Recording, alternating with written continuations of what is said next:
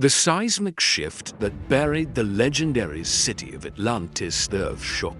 The sea roared, and a legendary civilization ceased to exist. Forget the magic, forget the myths. The true story of Atlantis' disappearance might be far more terrifying than any legend. Because it wasn't gods or curses that destroyed it. It was the raw, untamed power of our planet. And tonight, we expose the geological conspiracy that swallowed an empire whole. Imagine a city beyond imagination.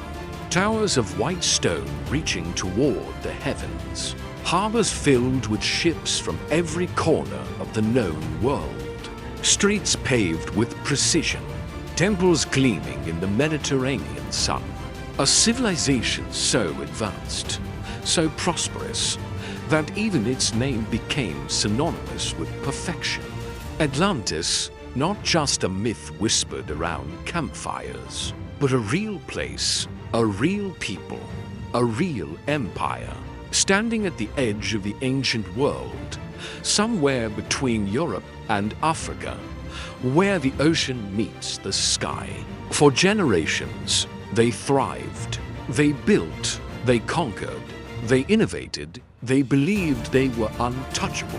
But beneath their feet, deep in the darkness of the Earth's crust, something was stirring, something ancient, something unstoppable. The planet itself was preparing to strike, and when it did, it would take only one day, one catastrophic day, to erase everything. The people of Atlantis didn't know they were living on borrowed time. They walked their streets with confidence. They watched their children play in marble courtyards. They sailed their ships to distant lands, returning with treasures and stories. Their kings ruled from golden thrones. Their priests studied the stars. Their engineers built wonders that would make modern architects weep. Plato called them a great and wonderful empire. He described their city in detail. The concentric rings of water and land, the massive walls, the central temple dedicated to Poseidon, god of the sea. He spoke of their power, their wealth, their ambition. But he also spoke of their end. In a single day, a night of misfortune, he wrote, "The island of Atlantis disappeared into the depths of the sea." A single day, that's all it took. But what kind of force could accomplish such destruction? What nightmare could swallow an entire civilization in 24 hours? The answer lies not in the heavens, but in the hell beneath the ocean floor. The Azores Archipelago, a chain of volcanic islands rising from the Atlantic, halfway between Europe and America. Even today, the ground trembles here. Steam rises from cracks in the earth. The ocean bubbles with heat from below. This is not stable ground. This is a battlefield where tectonic plates collide in slow, violent motion. The Eurasian plate, the African plate, the North American plate. Three giants grinding against each other, building pressure year after year, century after century. And when that pressure releases, the Earth doesn't just shake, it screams. Imagine living in Atlantis during its final days. Maybe you felt the tremors, small earthquakes, barely noticeable at first. Cracks appearing in walls. Water in wells rising and falling without explanation. The priests might have called it a warning from the gods. The scientists might have dismissed it as natural cycles.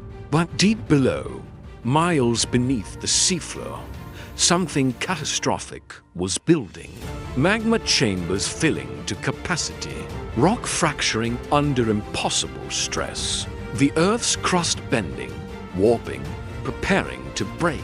And then one morning, it began, not with a whisper, but with thunder, The first earthquake hit at dawn. Magnitude 8, maybe 9, the kind that rewrites coastlines. Buildings that had stood for centuries collapsed in seconds. People ran into the streets, screaming, praying, searching for their families. But the earthquake was just the beginning, just the opening act. Because beneath the waves, something far worse was awakening. A submarine volcano, not the gentle, slow-flowing kind you see in Hawaii, but an explosive monster, like Santorini's eruption that destroyed the Minoan civilization. Except bigger, much bigger, superheated magma met seawater in a violent embrace. The resulting explosion was beyond comprehension. Steam erupted from the ocean with the force of 1,000 nuclear bombs. Ash clouds billowed into the stratosphere, turning day into night. The seafloor itself began to collapse. A caldera formation, a massive sinkhole opening in the ocean floor.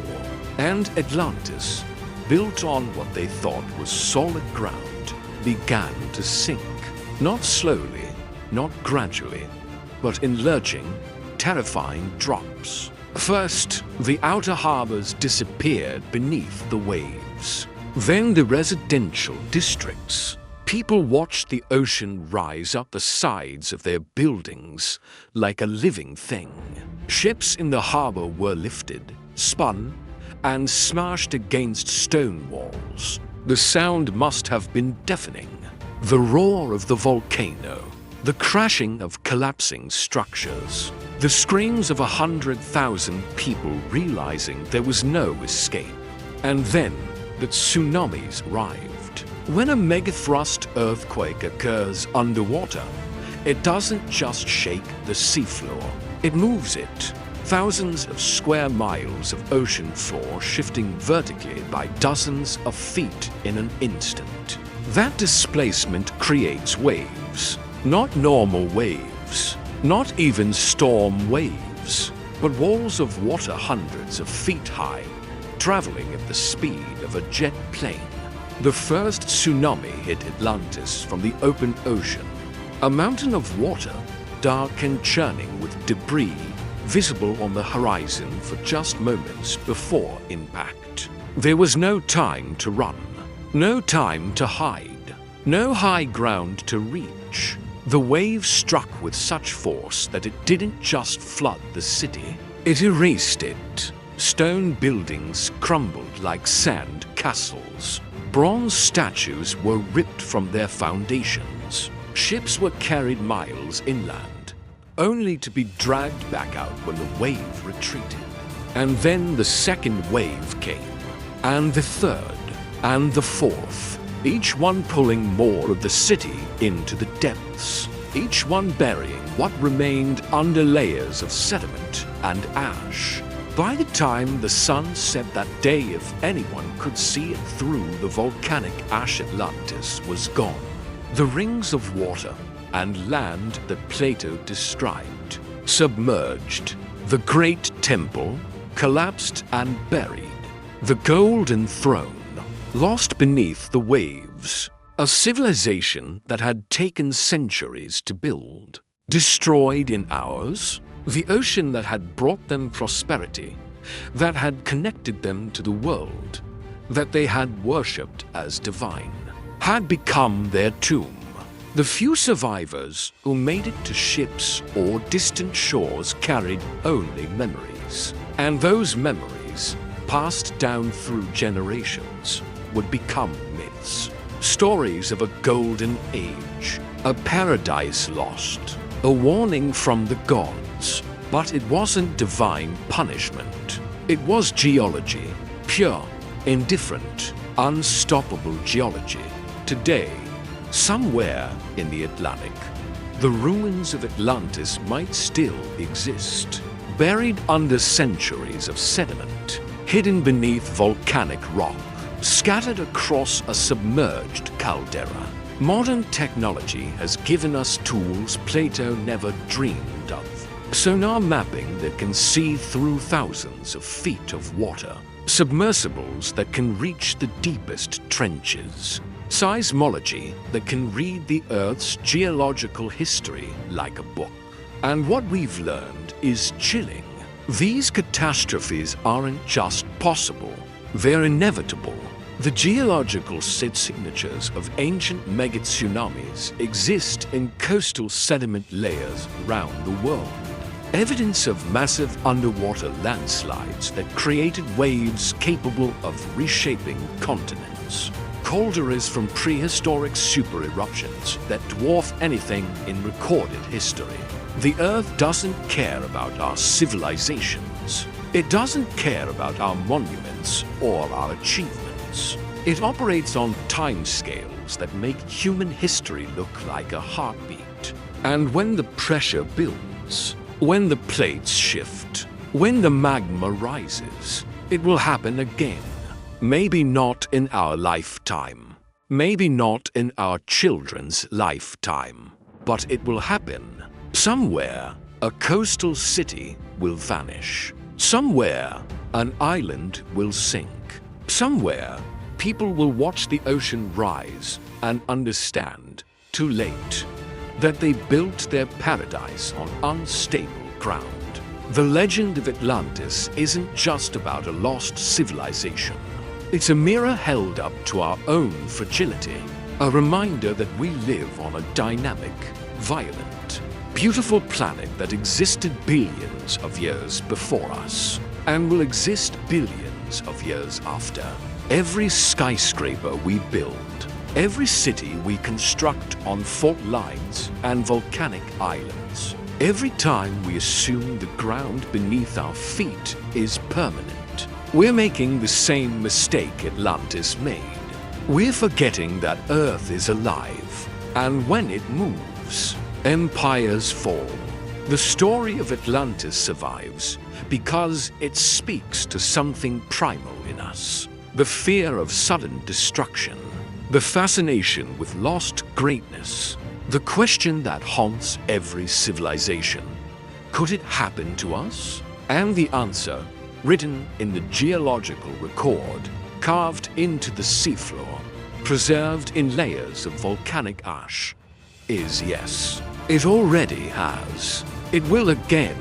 The earth shook, the sea roared, and Atlantis disappeared, not into myth, but into the depths, where it waits, a silent monument to the power of the planet we call home, a warning written in stone and salt water, a legend that might be more real than we ever wanted to believe. If you love cinematic history stories that explore the mysteries of our past and the forces that shaped our world, like, share, and subscribe for more legendary stories. Because history isn't just about what happened, it's about what could happen again.